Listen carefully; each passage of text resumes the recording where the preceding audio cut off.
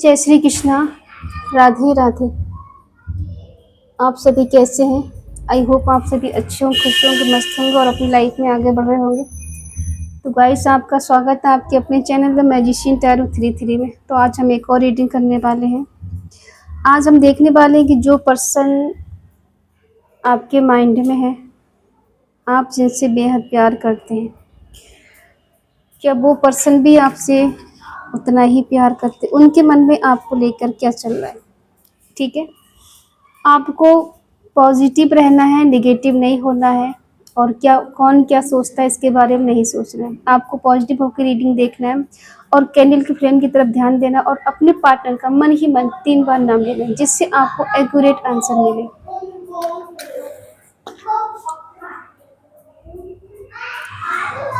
चलिए देखते हैं कि उनके मन में आपको लेकर क्या चल रहा है। देखते हैं उनके मन में आपको लेकर क्या चल रहा है, क्या सोचते हैं आपके बारे में। आप कांटेक्ट में है या फिर नो कांटेक्ट में? ठीक है, यहाँ शोर हो रहा है तो प्लीज शोर की तरफ ध्यान नहीं दीजिएगा। हमें लगता है कुछ बताना ही नहीं चाहते हैं आपको।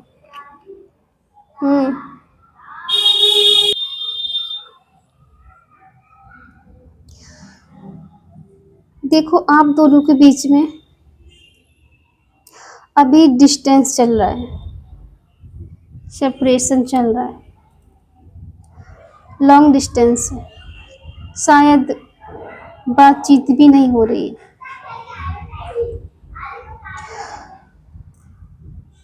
कुछ लोगों के लिए बता दें कि जिससे आप बात करना चाहते हैं या कांटेक्ट में आना चाहते हैं, ये पर्सन फ्लर्टी टाइप के हैं।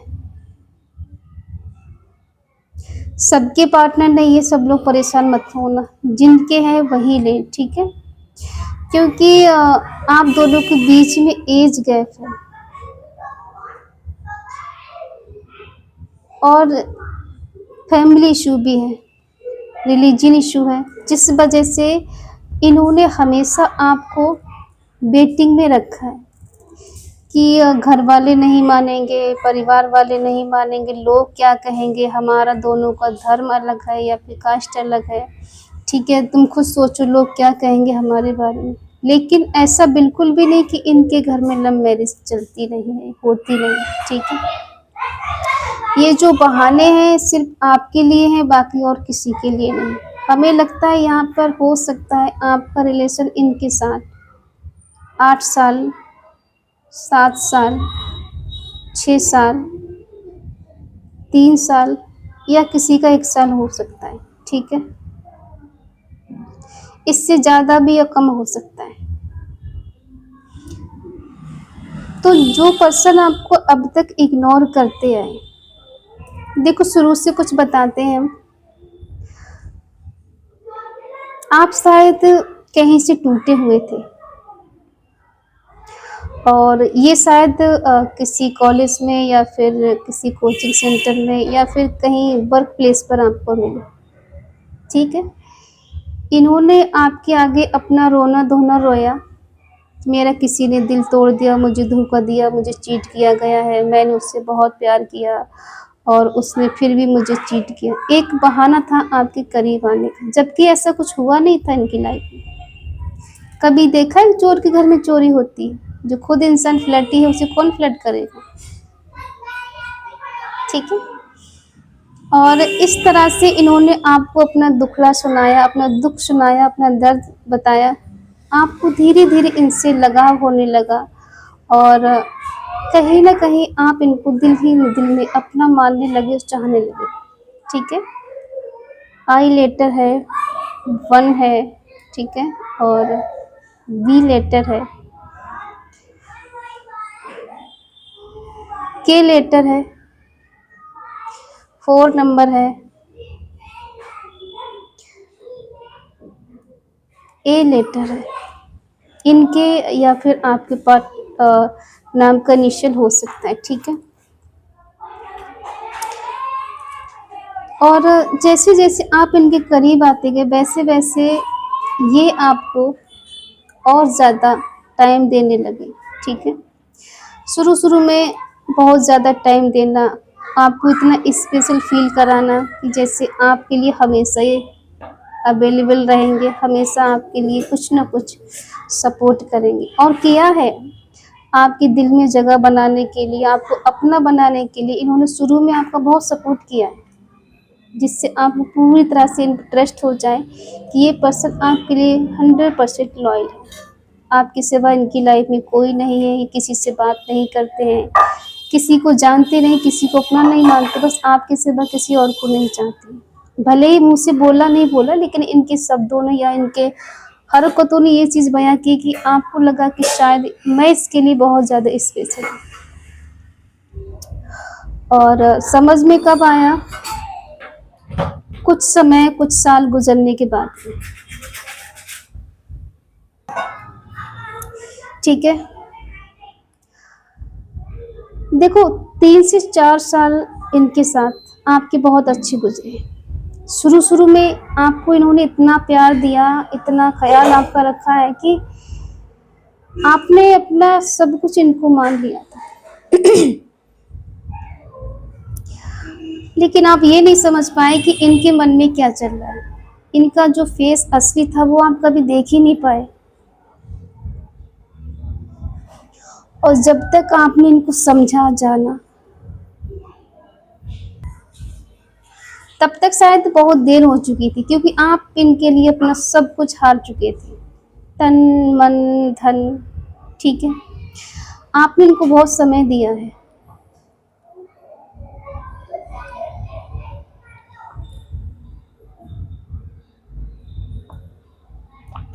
इतना समय कि इतने में अगर आप कुछ खुद के लिए करते तो बहुत आगे निकल जाते, लेकिन अपनी जमा पूंजी भी जो थी ना, आपने वो भी इनके लिए बर्बाद कर दी। और बाद में जब आपने इनके बारे में जाना समझा, इनकी सच्चाई जब आपके सामने आई, आपने कोई प्रयास नहीं किया कि इनके बारे में आपको जानना है, लेकिन इनकी सच्चाई खुद ब खुद आपके सामने आ गई। और रियलिटी ये थी कि जो इन्होंने आज तक आपसे बोला तो सरासर झूठ था, सच्चाई कुछ थी नहीं उसमें। जो शब्द आपको बोले गए थे, हर बार एक नई कहानी, हर बार एक नया दुखड़ा, जो कि सच कभी था ही नहीं। और दुख आपको तब हुआ कि यार अगर सच भी मेरे से बोलता तो क्या मैं इस पे यकीन नहीं करती या यकीन नहीं करता।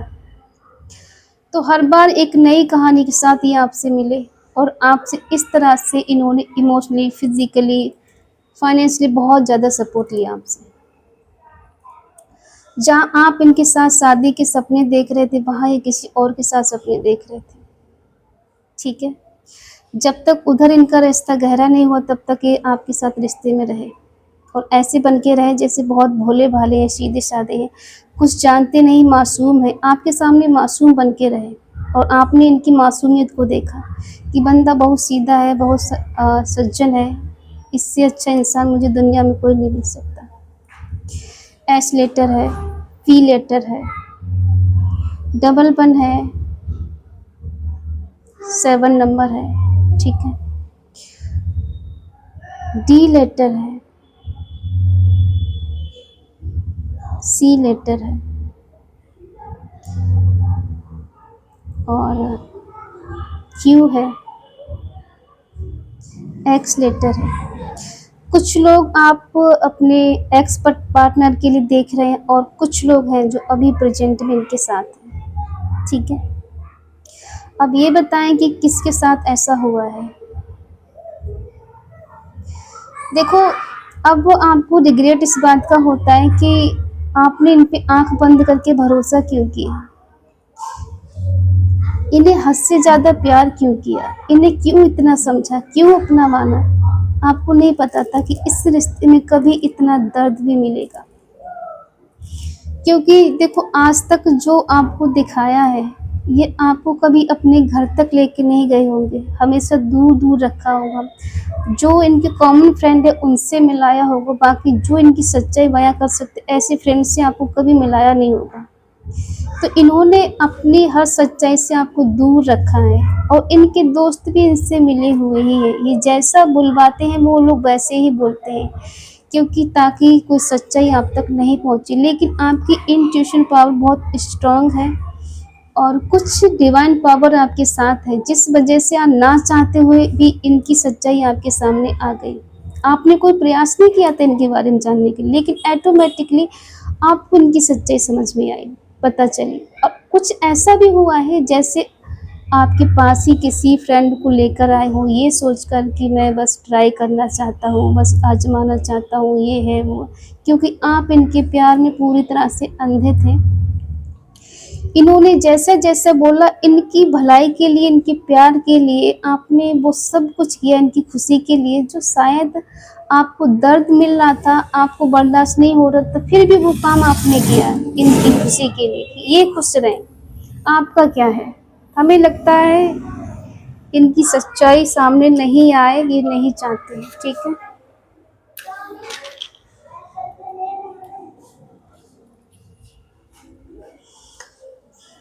चलिए देखते हैं कि आप इनके बारे में क्या सोचते हैं, आपकी फीलिंग बताते हैं।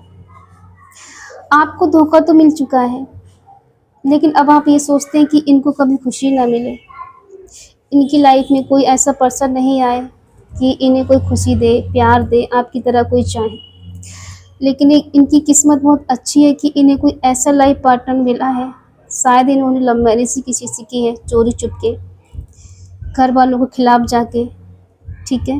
और वो पर्सन बहुत ज़्यादा इनोसेंट है, सीधा साधा, इनसे उम्र में बहुत ज़्यादा कम है, जिससे उससे अपनी उंगलियों पे नचा सके। उसको ऐसे पढ़ाया है कि इन्होंने कि वो इनको देवता समझता है, देवी समझती है, ठीक है।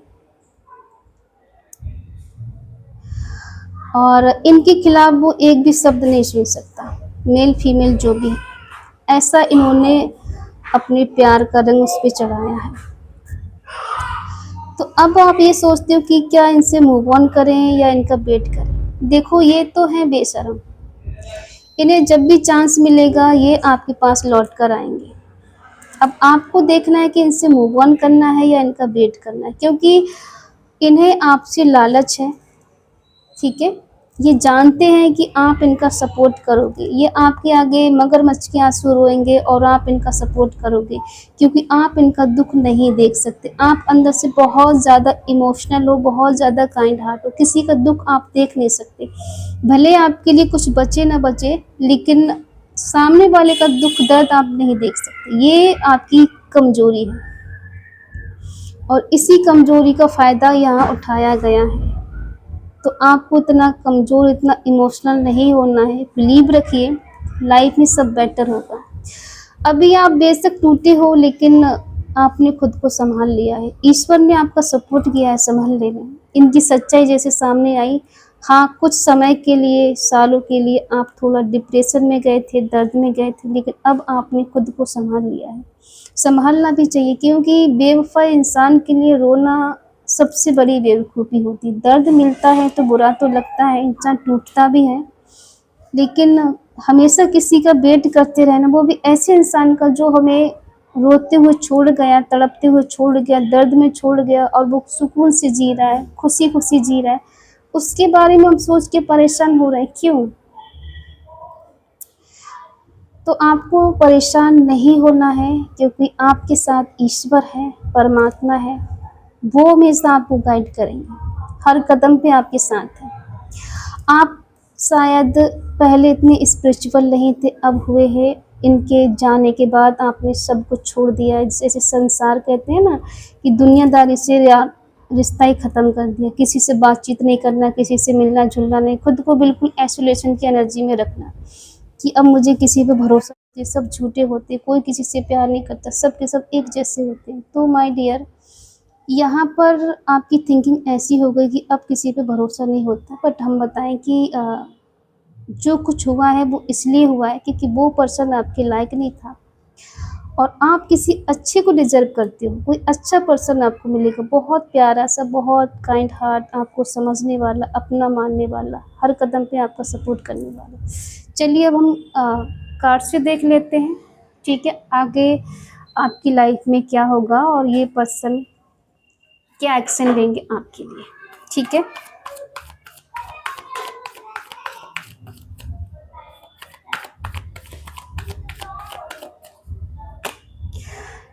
देखो, इन्हें रिग्रेट हो रहा है, पछतावा हो रहा है आपके साथ धोखा करने का, चीट करने का, जो कुछ किया है इन्होंने, क्योंकि अब वो फैसिलिटी नहीं मिल रही है। ये फिर से इस रिश्ते में एफर्ट लगाना चाहते हैं, वर्क करना चाहते हैं। ये जो भी करेंगे ना, इनका कहीं न कहीं एक मोटिव है कि मुझे उसकी लाइफ में जाना है, और जो आप इनकी मदद करते थे ना, उस मदद के पर्पज़ से ये पर्सन लौट कर आपकी लाइफ में आना चाहते हैं। लेकिन अभी आपको इन्हें सपोर्ट नहीं मिल रहा, प्यार नहीं मिल रहा, केयर नहीं मिल रही, तो ये पर्सन बहुत ज़्यादा दुखी है। समझ में नहीं आ रहा है कि कैसे आपको फिर से अपने जाल में फँसाएँ, फिर से अपनी बातों में लें, क्योंकि अब तो आप इन पे ट्रस्ट नहीं करोगे। और एक गलतफ़हमी में और जी रहे, इन्हें लगता है कि आज भी आप इनसे अनकंडीशनल लव करते हो। आज भी आप इनसे अनकंडीशनल लव करते हो, इनका वेट करते हो, जबकि ये सच्चाई नहीं है। सच्चाई ये है कि हाँ, वेट तो है आपको, लेकिन अब वो पहले वाला प्यार नहीं है, पहले वाली केयर नहीं है, पहले वाला भरोसा नहीं बचा है, ठीक है? तो ये घूम फिर कर आपके पास आएँगे। अब ये आपके कार्मिक हैं। देखो, तब इन्हें प्यार का एहसास नहीं हुआ था, अब इन्हें प्यार का एहसास हो रहा है कि किसी ऐसे पर्सन को खो दिया जो सिर्फ़ और सिर्फ़ इनसे प्यार करता था, इनसे प्यार करती थी। अब ये 2 चीज़ों में फँसे हुए हैं।